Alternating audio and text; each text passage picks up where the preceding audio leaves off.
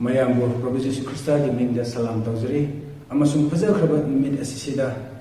organizers kona aibu matam bibi gi damak tu sumukoi bisu hena hena thagatli tabi riba pumnamak nakoi bisu ishorna ingta tathaba bor adu bibi boisnu ngasi gi lesson number 6 playing God ishor basanaba aibu gi topic ta akoina tazaba matam da ishorna shu bo bibire haraga fajana bhat taba ngai gi damak tu shu loina bi boisnu hausa dringai da isho bo matang hai se wang thoira ba sagad leba ko gi bai sho na pungam khai le tana thagatli bai sho nasi gi sabat school lesson number 6 asi haubadi gi loiba phawa na ki thoi seng na yawi bo ishin bai sho ai gi chimban sunak sok piu amasung sagad gi gyan lo sing adu na bina bire haraga mayam na hen na bhap ta ba ngam na ngai gi lambi da en su tak thok pa ngam na ngai gi mak na na bo isin ni jabni Pabna thalaba ina ipa sho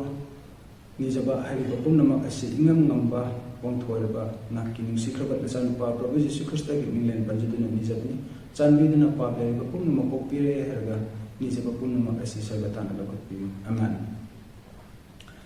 Memory text asi Isaiah chapter 25 verse 9. Behold, this is our God, we have waited for him and he will save us. Akoigi yengu akoigi ishor aduni mahakni mahapuni akoina ngairiba aduga mahakna akoibu kanbigini. This is the Lord, we have waited for him. We will be glad and rejoice in his salvation. Mahakni akoigi ishor adu mahapuni akoina ngaiduna lairiba adu ishor du mahakni. Akoina mahaki nungsi thaujal aduda akoina harauraga nungaiba adu laigini haiduna akoigi nasigi memory text asina koingoda takpi sabat ki afternoon asida akoigi sabat school lesson na wari masa ama akoingoda takpi ibiduna lei nongma minister amana mahakna pride ki apongbagi matangda sermon se piduna leiba matamda nubi amasin mahaki sermon se phajana taba loiraga sermon loiraga minister se preacher se lakpa matamda mamang da chatlaga oza pastor aigi pa chauba aina ama tawkhre adu nangona phongdokke haijage haina mamang lakpa matamda minister duna karira na ki pap adu haina haima matamda kari ore haima matamda mahakna nubi duna kunami aingonda achauba apongba pap adu aina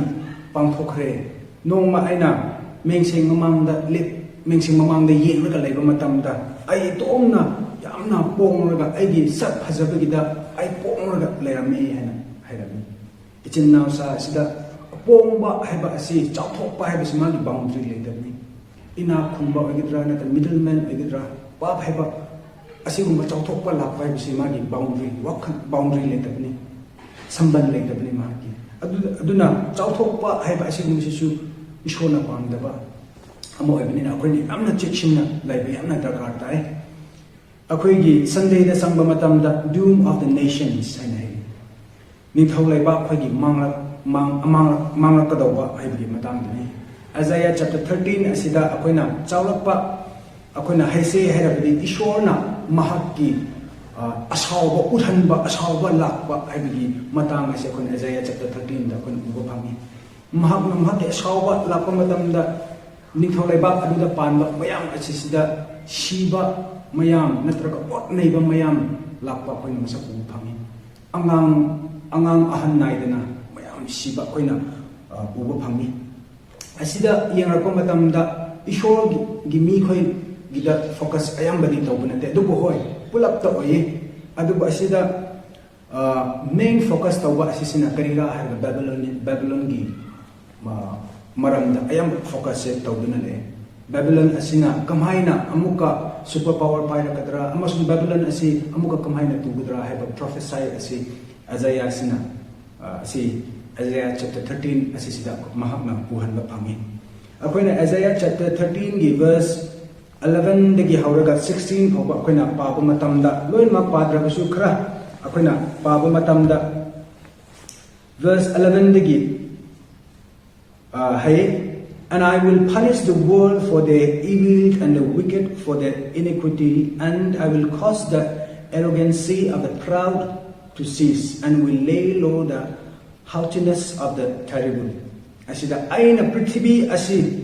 phatta prithvi asida phattaba laiba pumnamak adu aduga papi mayam khoi pap tawduna laiba mi pumnamak adu aina makhoibu punish tawgani warakani aduga aina chauthokpa mi khoi proudness laiba kamaina isra makhoigi wakhanda pongba laiba adu mi pumnamak adu humble tawhangani laikhada purakhangini hena hai. Verse 12, I will make a man more precious than a fine gold, even a man than the golden weight of Ophir. Therefore I will set the heaven and the earth shall move out of her place in the wrath of the Lord of hosts and in the day of the fierce anger. And it shall be as the seas row and as a ship that no man taketh up. They shall every man turn to his own people and flee everyone into his own land. Verse 15-16 asida maki asauba tawrakadawa adu okena muka uwe. Everyone that is found shall be thrust through, and everyone that is joined unto them shall fall by the sword. Asida apana parakpa matamda pakhiba aduda kari ubra hairaka ishorna prithvi gi mathak sida magi asauba asi lakhanini main kana mudra hairaka papi sing oktaba tawbo sing mokongda magi asauba si lakani hane. Asida mi mayam si ko chen duna makhoi laigini aduga amaga yengnaraga amaga thangna ama hatnarakpa matam lakpa matamda ko chen naraga laigini hana hai. Verse 16 sida their children also shall be dashed to places before their eyes, and their houses shall be spoiled and their wives ravished. Asida asi verse asi paba matamda akhoi nungsiba ishor nungsi haiba ishor asi nungsiba ishor ni hana hai. Duba asi verse asi akhoi na paba matamda kamaina nungsiba ishor asina asi gumba thabak asi pangthokudra ko ana akhoi na wakhan tawba matamda atopa mi khoi na di as ishor si su yamna phatteda habi wakhan da chatbe yai. Asida haiba si sina angang sing nakhoi gi angang sing makhoi phauba nakhoi gi mamit mamangda hatpa adu nakhoi na ubani aduga yum mayam adu manghan begini aduga makhoi gi nupi makhoi phauba makhoi gi husband khoi gi mamangda rape to begini hana hai. Asigumba tamthi khraba punishment asi makhoi gi mathakta lakpa ani asi akhoi ni yengba matamda ishorna kamhaina nungsiba ishor sin asigumba tamthi khraba punishment asi thawok asi yahanbi rako hana khanba matamda di yamna ngakngai soi boy. Duba ichin naw sa khoi khangadaw ba amana karira haraga ishor asi sidi asenba ishor ni. 1 Peter chapter 1 verse 16 da kani habibra haraga because it is written be ye holy and for I am holy and for I am holy. Aduna asi iduna laikhrabni nakhoi sengduna layu amasu ishor asi asengmani hana ishor asi asengmani aduna pap asi sina ishor manakta laibisune yadabani. Pap haiba asi apikpo oigra achaubo oigra ishor mamit tadi yamna tukuchana oiduna laibani. Pap na maram oiduna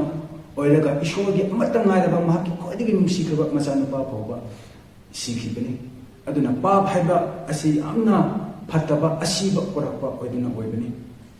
Asi sida akhoina makhada asum pathrakpa matamda Isaiah chapter 13 asisina focus tawbiba atopa kari leibra hairaga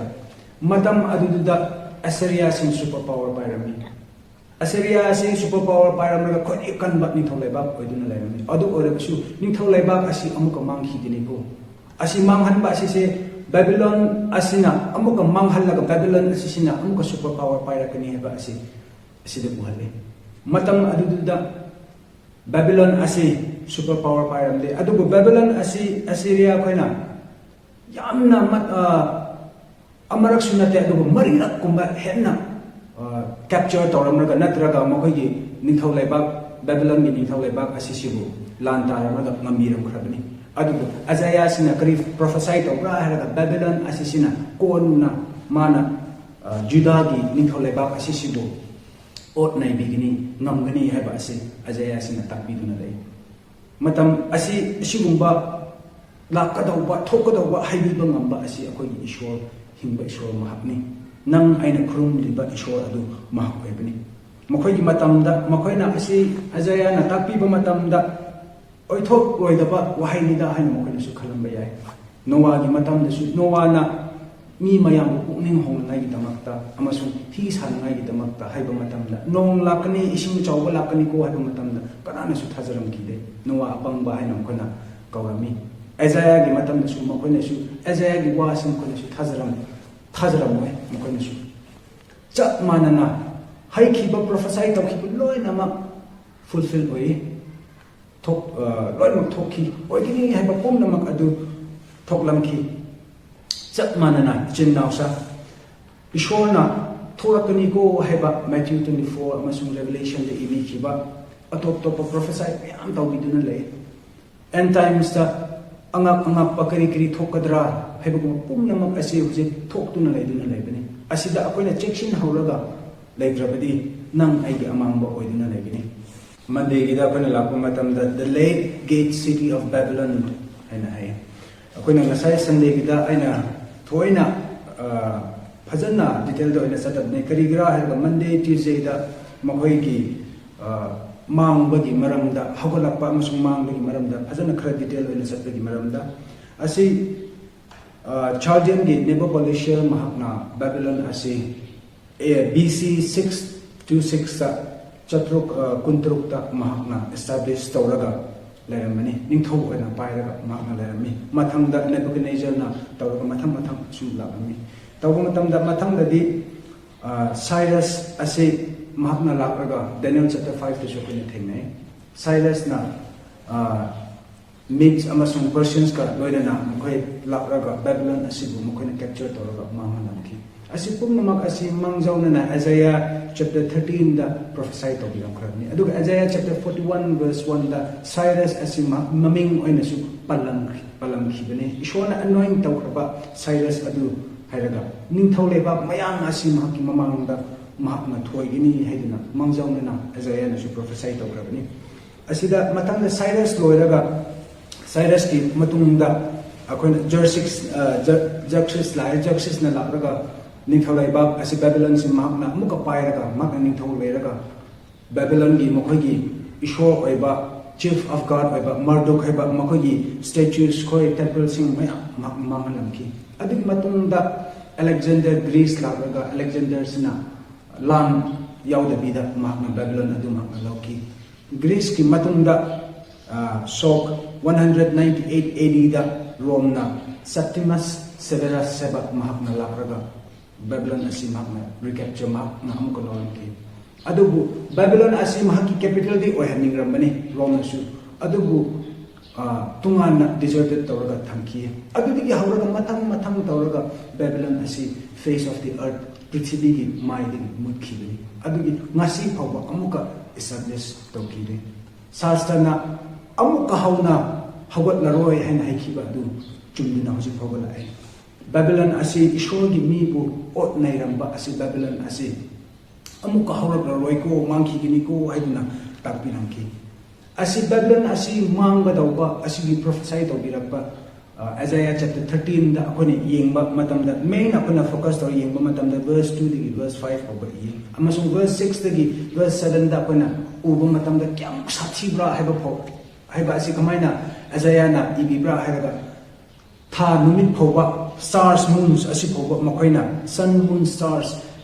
thawai macha pumnamak asi phoba pumam mami haina haiba akonda takpiduna le verse 10 verse 13 adu da shi yengba matamda asigumba asi mayam prophesy to biduna lai haujiki matam da su Babylon asi midna uba Babylon dilaite adugo spiritual Babylon haiba asi kuna sastra na kuna matam biduna lai chenausa matam adugi Isaiah gi matam da prophesy to biram kiba Babylon adu mangki gini ko haina haidi kiba adu matam na ko matam da chapchana mangki adugum na hojik spiritual Babylon haiba asi leiduna lai asi spiritual Babylon legi shu akhoi da thola khoko haina su takpiduna lai revelation na asi gi spiritual Babylon asi gi matang da kuna revelation da khara changlagi yekse Revelation chapter 14 gi verse 8 ta kari ibra haraga Babylon asi yamna kan Babylon asi hujikti ture haina haiba akhoi da takpiduna lai akuna amra paraga yekse Revelation chapter 14 verse 8 asida akuna paba matamda kari hebra heraga ama heksung matung thangba ani shuba atai sargadut amana hai ture ture jat pumnamakpu magi murumbi thabakki maramda mai hauna sauba adugi yu thakhanba Babylon achauba adu hanai asi false teaching or false teaching oidaba tapi tambiba leiba Babylon asi church adugi natraga organization church adugi oriba nation adudu ture hanai aduga koina mathangi Revelation chapter 18 da akoina yengba matam da su Babylon asigi tuba amasung akoina tapiba akoina laujana ngai singjana ngai gi damakta akoina John na amka sumna ibiye verse 2 da akoina yengba matam da mahak aduna kapraga adu khoje chauna mahakna laura mi Babylon adu ture aduda hujikti Babylon mafam adu phataba sing diabol sing makhoi gi laifam aduga thawai sengdaba singgi laifam aduga sengdaba sa khoi gi uchek sing aduga tukuchaba mayam gi laiba mafam oire haina hai verse 3 da lakpa matamda jat pumnamakna adugi laiba mi aduna makhoi yu adu ashaubagi yu adu thaktuna adu ningthau laiba ningthau prithvi gi ningthau mayamna mahak nupi aduga thabak adu tawre aduga merchant sing business tawba mi sing prithvi gi makhoi mi pumnamakna mahakki nungaiba pumnamakta saruk yaure haina hai prithvi gi na khunba mi pumnamak aduga ningthau oiriba prithvi gi makok thamba mi pumnamakna mahakki nupi adugi mafamda makhoi su saruk yauraga nungaina lai haina aduda makhada akoina verse 4 asi padraga makhada akoini yengrapa matamda verse 8 ta akoini yengba matamda therefore share her plate come in one day mahakki mathakta mahakki china mahakki mathakta plate adu nomadi mahakonda numit amada lakani ane ashiba adu lakani aduga kappa chaktangba adu mayam lakani mai chaktuna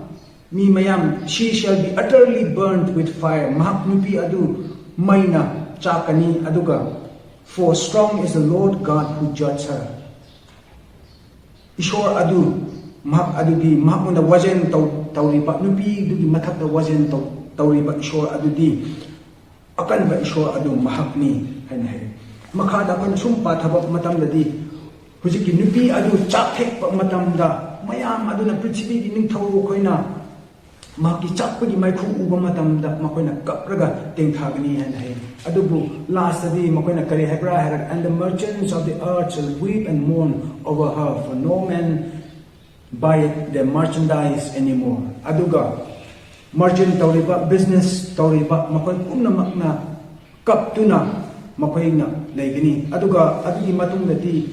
nupi dumanda makoina laiba khotpa karisu tawraroi haina akumda tarpiduna le verse 4 da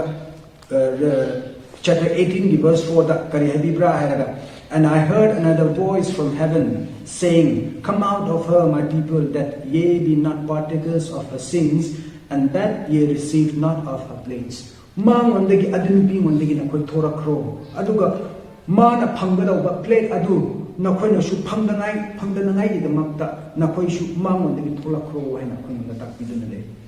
akoina hauji khangdauba chekshingdauba aduna nupi adumondagi akoina su tholakhragadaubi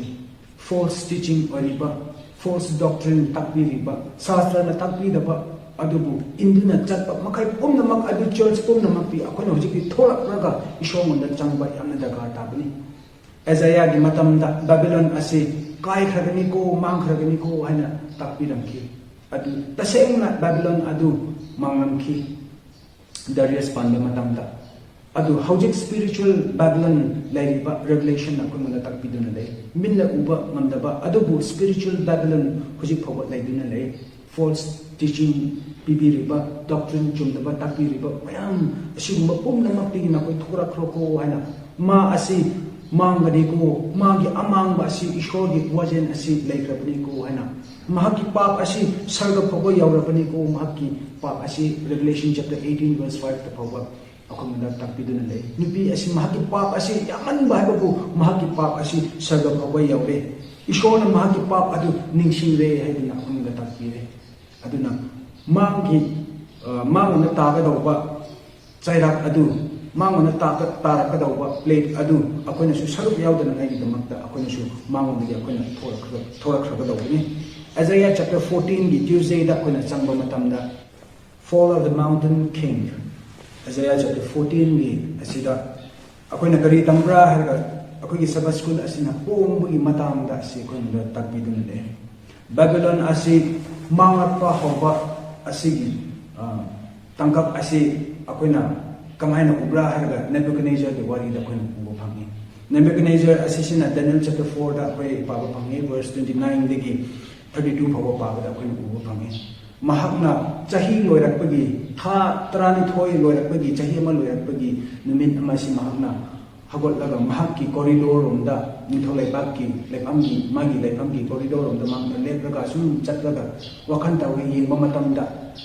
ꯃꯍꯥꯛꯀꯤ Babylon ꯑꯁꯤꯒꯤ ꯐꯖꯕ ꯃꯌꯥꯝ ꯑꯁꯤ ꯌꯦꯡꯂꯒ ꯃꯍꯥꯛꯀꯤ ꯄꯨꯛꯅꯤꯡ ꯑꯁꯤ ꯆꯥꯎꯊꯣꯔꯛꯄ ꯃꯍꯥꯛꯅ ꯂꯥꯛꯂꯝꯈꯤ ꯂꯥꯛꯂꯒ ꯑꯁꯤꯗ ꯃꯍꯥꯛꯅ ꯃꯍꯥꯛꯀꯤ ꯆꯤꯟꯕꯥꯟꯗꯒꯤ ꯋꯥꯍꯩ ꯀꯔꯤ ꯊꯣꯔꯛꯄ꯭ꯔꯥ ꯍꯥꯏꯔꯒ Babylon asi akanba Babylon asi fajaba sumuk fajaba Babylon asi ai natra aina aigi panganna aigi saktina aina saba Babylon asi sinatra aigi ninglen lainangai gi damakta sakhiba Babylon asi natra ai haiba numit adugi hauraga mahak adu sabalak lamki khonjen aduna lakraga sobudna lakraga khonjen aduna lakraga haidi khibanatra haiba khonjen adu lakraga numit adudigi hauraga Nebuchadnezzar adu turamki asiga chamanana Isaiah chapter 14 verse 12 dagi 14 asisida ashengba oiba sobudut oiramba ishona sendi khiramba Lucifer haina tapiramba ajukki dongi macha mangangi macha oiramba asigi maramda ibiye verse 12 13 14 verse 12 ta kari hebra haraga how art thou fallen from heaven kamaina nangna sagadagi nahak taram khibra ko o Lucifer nahak adu ajukki macha oirambani aduga nahak adu prithvi asisida nahakpu thadabi rakhe na prithvi asije nakpu thambi kre puthakre nahakna aduga prithvi asigi jatum namakpu nahakna shonham kare For thou hast said in thine heart, Nahakna Nahaki, Pungning that Nahakna Hairamki, I will ascend into heaven, I will exalt my throne above the stars of God, I will sit also upon the mount of the congregation in the sides of the north. Nahakna Nahaki Thamoida, Nahakna Hairami, Aina, Sargagi, Mathakta Aina, Laigini, Aduga, Sargagi, Singhasangi, Mathakta, Sarga Ishorgi, Pambalda aina phamgani thawai maicha pumnamakki mathakta aina phamgani hairaga nahakna nahaki thamoida nahakna adu thamramki aduga pumnamakki mathakta congregation ni sagadar ki laiba mafam pumnamakki mathakta ai laigini aduga asengba mi laiba khoigi marakta north habedi asengba mi laiba khoigi marakta hainabni asigi marakta khoigi mathak thangbada ai phamgani haiba gi wakhandu nahakna thamramki I will ascend above the heights of the clouds. I will be like the Most High. Aina Laichingi Marakta clouds ki khoidagi mathak thambada aina phamgani aduga ai shu ishorgumna ai asi laigini oigini haidina nakna naki thamoida thamamki asigumba wakan pride proudness oiningba asi Satan munda Lucifer munda asigumba wakan asi lae asigumba wakan asi mahakna prithibida Eden garden da lakpa matamda mi monda asigumba athen mase mahakna purakramki if monda su mahakna nang ishorgumna oigini ishorna nang monda chilthibani hai ase chao nang charabadi nang ishorgumna oigini aduga achumba phattaba umna nakna khangani ishor se chilthibani haiba du nakna khangani hainabani adu nakna charabadi nang ishorgumna oigini haiba asigumba wakan ase chauthokningba oiningba khoidigi kanba oiningba khoidigi phajaba oiningba asigumba asi Satan na khonda purakpani chauthokpa haiba asi kaisu kanadabni chen nausa pride haiba chauthokpa haiba asi akoina akoigi wakhanda ai tangai re ai se ꯃꯤꯗꯒꯤ ꯈ꯭ꯋꯥꯏꯗꯒꯤ ꯍꯩꯌꯦ ꯑꯩꯁꯦ ꯃꯤꯗꯒꯤ ꯈ꯭ꯋꯥꯏꯗꯒꯤ ꯐꯖꯩ ꯍꯩꯕ ꯑꯁꯤꯒꯨꯝꯕꯁꯦ ꯋꯥꯈꯜ ꯂꯥꯛꯄ ꯑꯁꯤ proudness ꯑꯣꯏꯕ ꯑꯁꯤꯕꯨ ꯀꯧꯕꯅꯤ. Proverbs chapter 16 verse 18 kari haibra hairaga pride goes before destruction hai akoi isina chathok pa asi lakabani ko akoi mangba haiba asi lakpa ga chatmana bani mangba haure hairabani akoi pride akoi pride asi laire hairabani akoi mangba adu haurabani haiba akoi na khangadabani jinausa asida Ezekiel chapter 28 verse 12 to 18 dasu mahaki maramda haibi takiye asida kari hebra halaga nahak asi sagada maman tan raba nung mayamna precious stone mayamna nahak ko cover tawbiramani ishorna anoint tawbi khraba sagada adu nahak oibani khwai singba asingba adu nahakna thalamme masak yamna phajaramme adubu till the iniquity was found in you nangonda pap adu phangdringai dadi nahak adu nasak mataw yamna phajaramme ishori chingda su nahakna chatlamme chatpa lakpa tawramme ishori marak su nahak lairamme nahak ki saksu yamna phajaramme haina hairamme adu pap lakraba matamda mahaki pap adu karira haira chawthokpa proudness adu mahakna lakpa matam ada mak asi lai khata rambe ichin naw sa apoina nang aina aibi madi hen ina khulle madi hen aina kalle har ka chawthok na kari su lai tabsi apoina chawthok raga wajaw mang ba haurabadi akoi amang ba adu yam nak dei ha ba adu apoina khanga dawni. First Peter chapter 5 verse 5 to 7 da apoina kari takibra haraga angam sa na khoina na khoi na thap thamba bu ikai khumno adugumna ahan angang na koina ama ga ikai khumdraga leiko haina apamda takpidun le duna ama akoina ikai khumna ba asi amna dakar tae ishorgi apambani hai ba asi akoi sabas kunna so akumda takpidam duna le koina Wednesday da sangba matamda heaven's gate sarga gi gate habi matangda koina yengse Satan asisina mahak asi human agents ko sizinaraga mi bu sizinaraga mahaki thabak asi mahakna pangthok Old Testament digi hauraga ngasi phawba hojik phawba mahak asi mi gi agents sizinaraga mi bu sizinaraga mahaki aningba asi Satan si mahakna pangthokani asi akoina ya keno da su yengba matamda Babylon ngaktang natadana akoina Revelation chapter 12 asi akoina paba matamda dragon asisibu dragon haina panba asi dragon asisina angang adu pokpa ngairaga nupi du angang hek pokrabadi angang du hat ngai damakta mahakna ngaiba adu kuna Revelation ubu phangi dragon asisibu Rome asibu changdam nabni Rome na Prabhu Jesus Christa pokpa aduda pokpa matamda Prabhu Jesus Christa hat ngai damakta hotna ba adu asigumna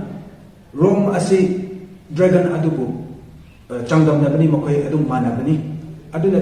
Satan asina Rome asibu sizinnaramani mahaki thabak asi pangthokna ngai damakta aduna Satan na su chat manana Babylon asibu mahaki thabak asi pangthokna ngai damakta mahakna sizinabani Babylon asi the gates of God haina natraga the doorways of God's court makhoi lai khoi gi changpham gate haina su maming se asi thonmani Babylon asi Babel digi lakpani Babel habadi lakpani Babel asi akoina Genesis 11 da akoina paba matamda ishor na di taseng na di mi asi bu na akoina prithvi da chai thoraga leiraga populate tawraga fruitful oyo chai tho haina haiba matamda mi mayam silapraga Genesis 11 da akoina paba phangi makoina bafam amada lara akoina mayam ama leiminaraga yum asi sase yum asi saraga sarga phaba yauna ngai damakta amuka hanna ising chaw lakrabadi akoi mangda ngai damakta safe oina ngai damakta haina makoisina yum Babel asi tower of Babel asi makoina samkamki ishona di haiba amani aduba makoina tawthorpa amasina ulta against God false ta chumda bada makoina chatlamki asigumada lakraga Babylon asi lakman Babylon asi the false teaching false doctrine false God asigumba si chumda balai chumdaba pautak asi tapi chumdaba poknamak asi digi haurak rakpani chum matang asi lakpani chen nausa asi digi haurak raga false teaching mayam lakpa asi desu Makoy salvation asisibusu through by works asi earn tawnangai makoy hotnabani makoy lie dasu please tawnangai damakta natra salvation sarga kanangai lambi asi through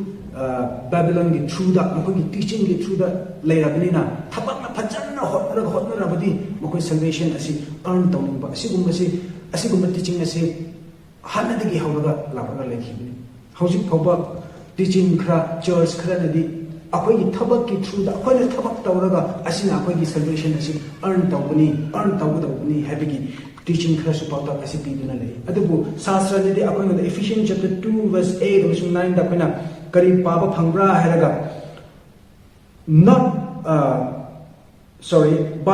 for by grace you have been saved through faith and akhoi da habiduna lei akhoi gi ishori thaujanna akhoi thajabagi matunina amasung ishori thaujanna maram oiduna akhoi asi kanbiba asi koina phangbani hana hai sastrana yam atopa si anna piduna le akoina thabak na nate adubu through grace ishori thaujanna akoina kanbiba asi koina phangbani ko waduna sastrana khumuna takpiduna le nang aidi papi ni akoina kyamuk phaba hotna ngai tawrabasu akoi ishori mamangdini matik chaba president oibasu mamoy adubu ishorgi nungsiba aduna mahaki machanupagi sibiba adugi ina amasu mahaki thaujanna kanbiba asi akoina phangba ngamgadawni akoina aloibada akoina changsinba matamda final triumph of giant haiba asida Isaiah chapter 24 dagi chapter 27 boba asida kari picture kari wanbra Isaiah na kari ibibra ishorgi ikon bada aloibada joy oiba mangol oibadi picture si mahagna kret ibirame prithvi da laiba pumnama asibu oinama mana kamhaina manghangadra aduga kamhaina amuk nauba sindok ngai gi damakta mahna joy oirapagi damakta mahna picture khra tawrame asida koina loimakti yengba ngamloi adubu khra verse Isaiah chapter 24 gi verses 21 dagi 23 phawba akoina sida papa matam adu lakani lakpa matamda ishorna prithvi da laiba mi awang basing officers sing nithau gumba do hainabni adu khoi laiba mi laiba umnama adu ishorna punishment bigni punish tawni aduga prithvi da laiba mi umnama adu prisoners oina purakraga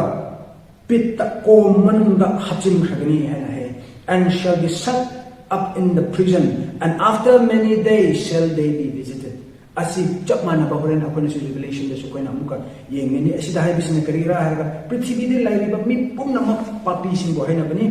asi su pura raga kom manungda hapchingani aduga kom manungda hapchillaga prison oina jail da thambagona hapchillaga matam numit matam khar lairaga matunda after many days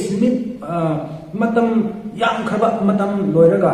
adugi matunda ishona amukka makhodu visit tawni hana verse 23 da then the moon shall be confounded and the sun ashamed when the Lord of hosts shall reign in Mount Zion and in Jerusalem and before his nations gloriously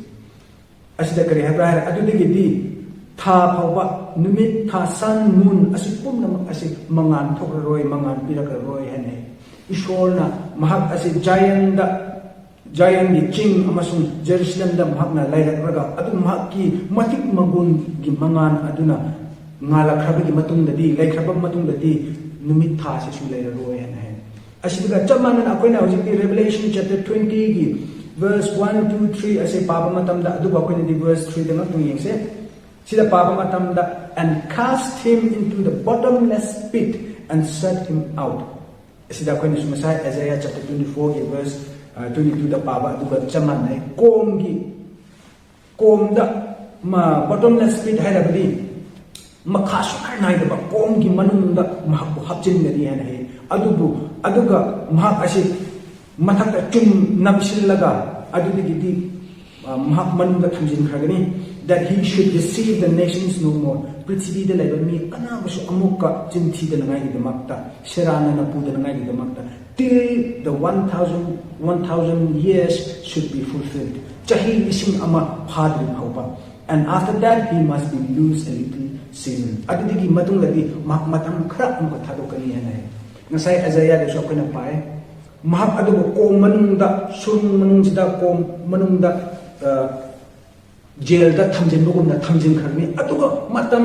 numit kuina leiraga amuka visit tawbigini hena we revelation dana john dana amuka kari habibra haira aduga chat manana amuka illustrate khara phajana haibiye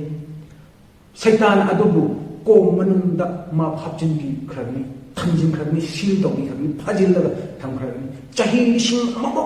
numit lising amamo mahpo dumunungda thamjin kharni aduga kona mahpo matam khara visit mabu thadok bigini hena sida uhale ichin naw sa asi pumnamak asi ishona akoy munda mangjawna na loinamak asi mahapatak biduna lay ikon kon madadi ishor mahak adu manggol begini nang aina hujik waduna satan na mahaki phataba scheme mayam mahaki phataba thabak mayam tawduna kutuna akoy gi mitadi ishor laitaba manduna laiba taram labasu ishor lay ichin naw sa ikon kon madadi mahaki nungsi kraba nang ai asi mahakna manggol oiraga lomana adaba himba adu nang aina phanggadawni aduna hawjiki matamda nang aina kamaina legidawbra hairabdi Proverbs chapter 3 verse 5 to 7 da kununda fazana takbiduna lay pumnamakta ishoba thajaduna layko nangi thamoy yawna ishoba thajaduna layo aduga nangi nasagi lawshinda ngaraga laygunuko ishoma matam kudumakta manguna thajaduna layo aduga nasagi understanding bhatabda ngaraga laygunu lambi pumnamakta ishobu mamang thalo mabo acknowledge tawo adu oiba tarabadi nangi lambi pumnamakta mahakna luchingigini mamang thabigini takbigini haiduna lay chinnaw saduna kari kari oirabsi akoina ishobu mamang thanda dawni mangota ngajaraga laygadawni karigumba akoina ai pomba layraga asigumba chathokpa laybugumba layrabadi akoin ishobu sanabaga chap managani aduga natraga karigumba akoina false teaching oidaba tambiba tapiba shastrada yaudaba asigumubu thajaraga inba taramabadi akoy ishomanda akoina sanabaga chap managani aduga karigumba akoina mi atopubu ot naiba tawraga wajen achumdabada akoina pambiraga layraga adu chumbani hairaga wajen chumdababu pamraga layrabadi akoy ishobe sanabaga chap managani aduna chinnaw sa kari kari orabisu akoy ishobu kawese ishomanda ngajaraga lese magi bor adu akoina matam khidmakta nijaraga mangda pratna asi tatana tawraga leijase haidina asida ai losinjerge tabirima pomnamak nakoy bisu ishona bo bibi bo isnu amen